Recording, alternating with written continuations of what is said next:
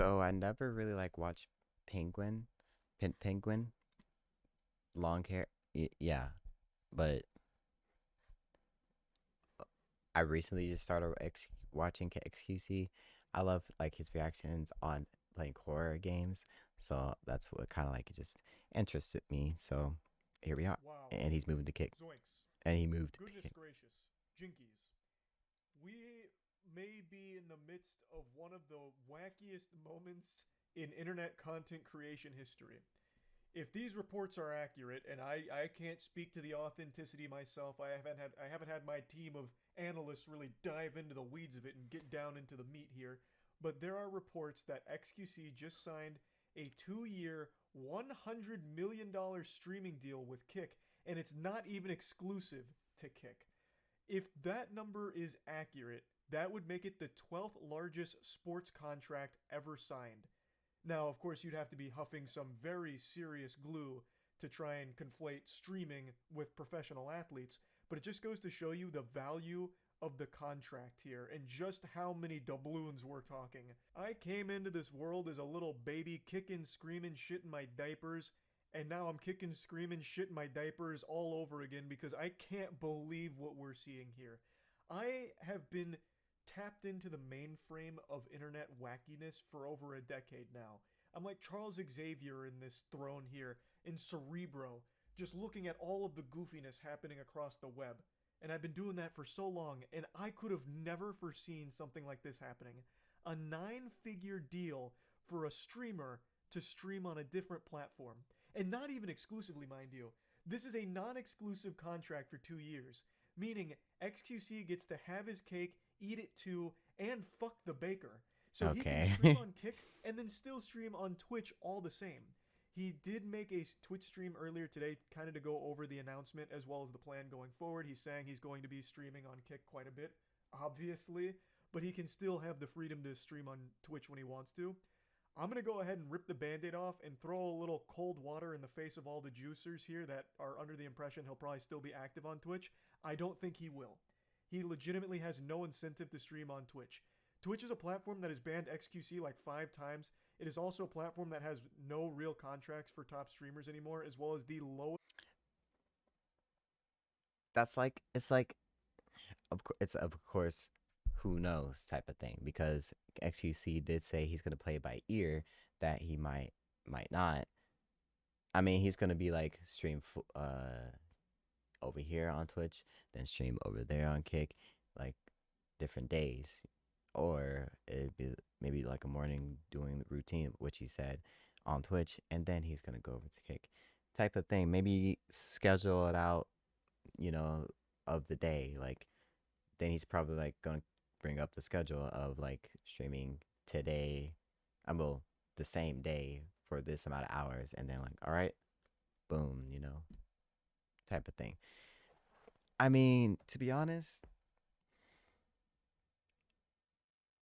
I would probably say I'm still I'm kind of agreeing with it because literally Twitch,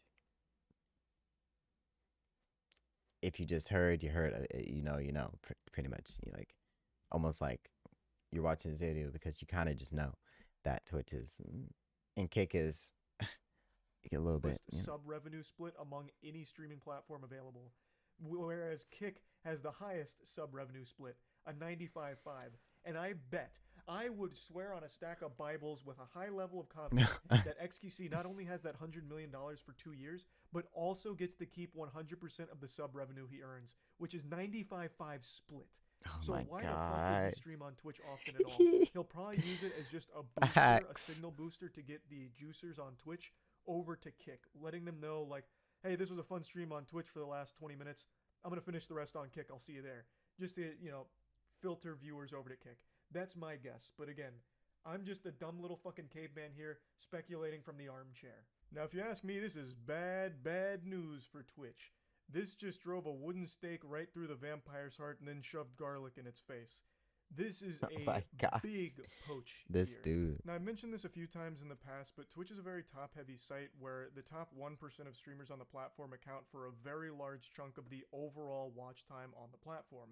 So when you take the biggest streamer off of the site, you do make an impact on Twitch as a whole, really. And over the last year or so, Twitch has been continuously hurting itself in confusion.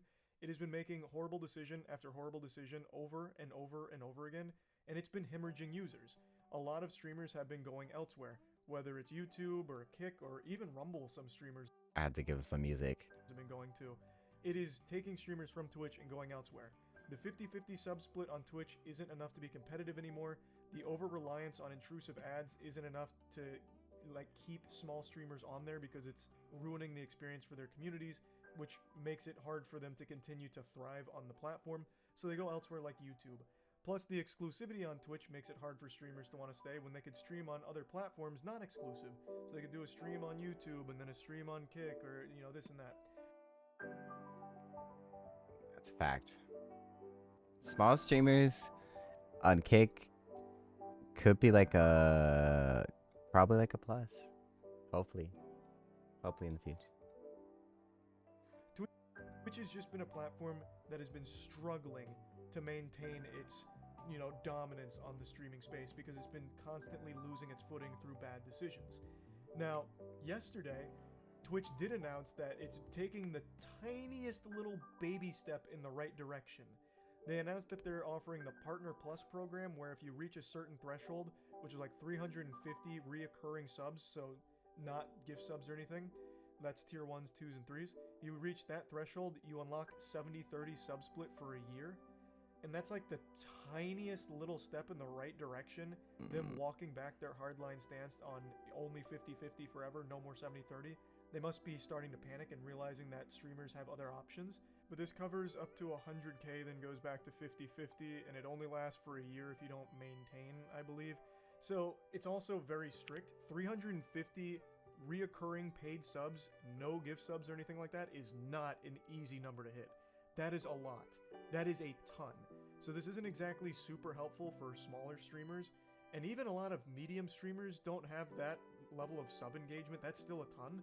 So it really is, once again, just like the smallest boost for the bigger streamers on the platform, only up to a certain level. It's not amazing. Like, this is like the weakest possible implementation of a decent idea you could do.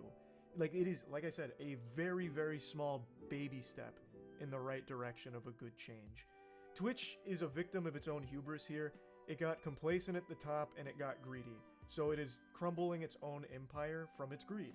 That's why all of these other streaming platforms are growing so quickly, and why so many people are abandoning the sinking ship of Twitch. That's just... Yeah, Twitch, low-key... It's like... I never want to say anything bad about Twitch. Here's the thing. I don't know, from like my just knowledge, that I don't know, I just think Twitch is so big.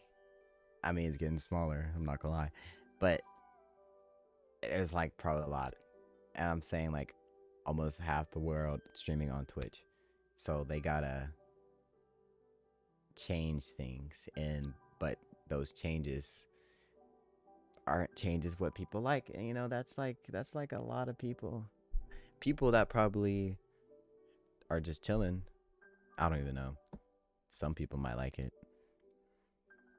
maybe. Just the reality of it. They are out of touch. They lost direction on what to do with the platform, so they just keep rolling out bad choices, and even when they do have a good idea, they're too afraid to actually just commit to a good idea. So yeah, it's very frustrating. Now, I've seen the obvious comparison being drawn with Mixer, because you might remember Mixer actually was able to steal away Ninja from Twitch back when Mixer still existed. And I'm sure all of you have forgotten that name. That's like an ancient relic on the internet, even though it hasn't been that long in the grand scheme of things. But it died so quickly and with such like a sad wet fart of a swan song that most people have forgotten it ever even existed. Mixer stole Ninja. They paid a ton of money. They shelled out many clams to get Ninja, as well as Shroud and King Athalion, but Ninja was the #1 streamer on Twitch, and Mixer got him. And it didn't work for them. The site still inevitably crumbled, and it never got popular. It always remained kind of this pitiful little joke of a service. However, I don't really think Kick is following that same blueprint. I don't think its fate is set in stone the same way Mixer's was. I made a video about this on my second channel talking about the streaming wars. Kick is accomplishing something that Mixer never did. It's having people organically sign up and choose to stream there as a first option. I read a report the other day, take it with a grain of salt, I don't know how accurate these numbers are, but only a week ago, Kick had an influx of 1.2 million users sign up to the platform. Mixer probably never even saw 1.2 million people go to their site across the entire time it was alive. That was 1.2 million users signing up to the platform, according to the reports. So Kick is actually just getting users to go there, which is something Mixer never had happen. That was a pipe dream for that platform. Now, Kick blew up because it kind of got the reputation of like the detention class, right? Like all of the banned streamers went to Kick. Like Aiden Ross, which immediately blasted the platform off, and a lot of other like controversial streamers went to Kick after they were banned on Twitch and shit like that. And then a lot of controversial things happened, like the whole streaming of the Super Bowl and all that shit. So it really had a very bad reputation, and still does for many reasons, but it started to shake that a little bit because a lot of streamers that aren't banned on Twitch have decided to move over to Kick even without a contract, just because the sub split is so much better than the 50-50 you get on Twitch. You don't need as many viewers on Kick to make a living because you don't need as many subs to make a living. So a 95-5 split is very appealing to a lot of streamers. So there's recently been a lot of new... I just hope what's true, like that it said, Kick is giving... It doesn't matter if you're... who you are, to all users, it said that if you stream for this amount of hours, you still get paid or something like that. Creators there trying out the Kick space, which has led to a lot of new users on the site. So even when the big players on Kick aren't online, it's not a barren, empty wasteland. There's still quite a few users through quite a few different categories. So that, I do think, sets it apart from Mixer. I don't know if that necessarily means it's going to succeed or anything. I don't have a fucking crystal ball. I can't predict the future. But I will say that it does seem to be doing a lot better than Mixer did, even before the XQC signing. Now, I do want to...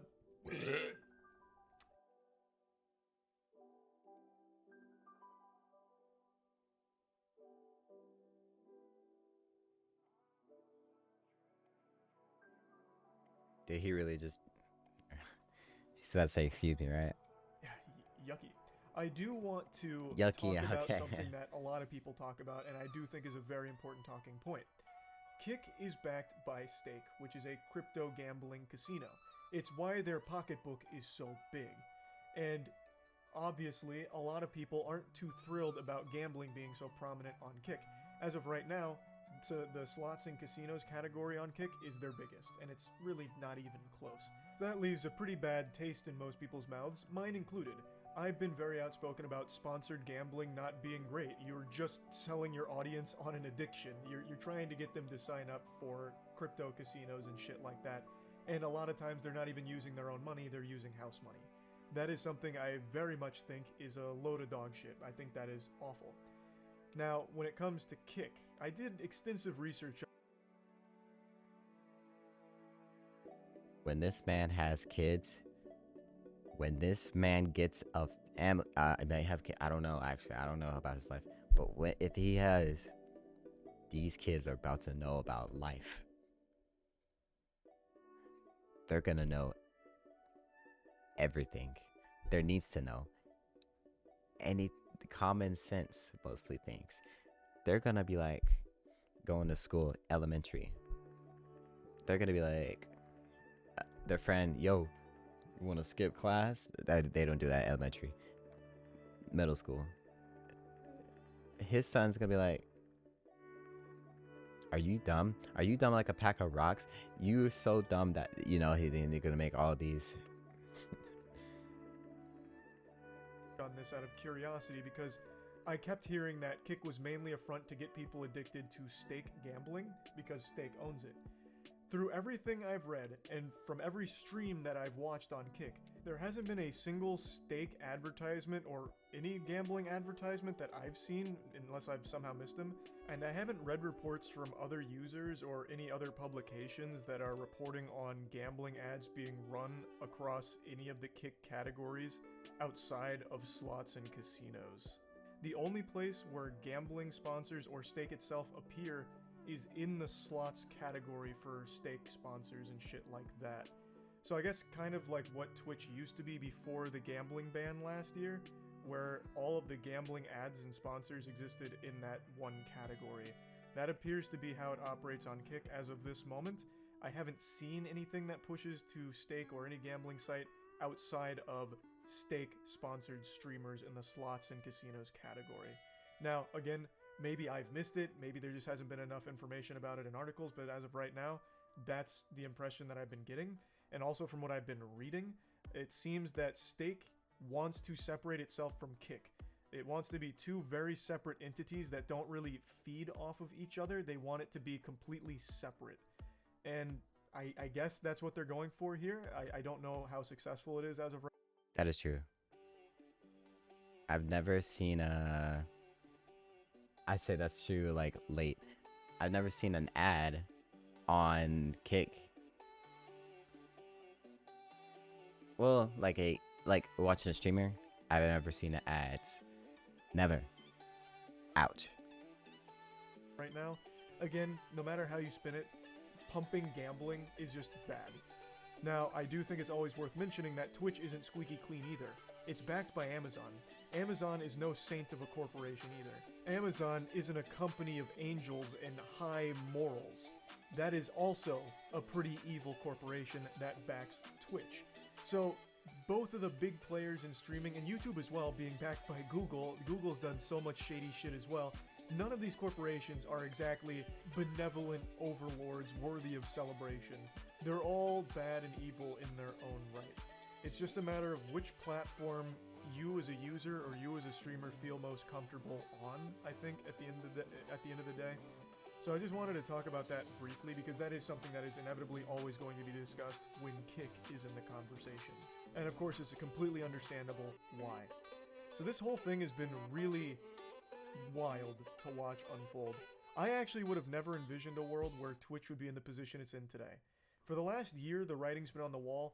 If you go back 8 months, I made a video called Twitch is Dying, and that was kind of right on the money. Twitch has been continuously going downhill, and now all of the competitors are being elevated substantially because of it. And it's all Twitch's fault. It is entirely Twitch's fault. So it's wild to watch a business sink itself when it had a complete stranglehold on the market. Twitch was the streaming platform. Now it's becoming the joke. So, just wanted to talk about this because obviously this is the biggest content creator deal I've ever seen. I think it's probably the biggest content creator deal ever, hands down, like in general. So yeah, I definitely wanted to talk about that a little bit. That's it. See ya. I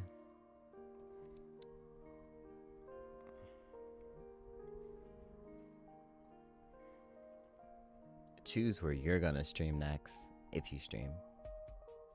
Don't. Twitch had its moments, its times, its fame, its glory. Kick, look, nothing stays the same forever. Everything changes. That's how the world works. That's how life works. We're humans. We're humans.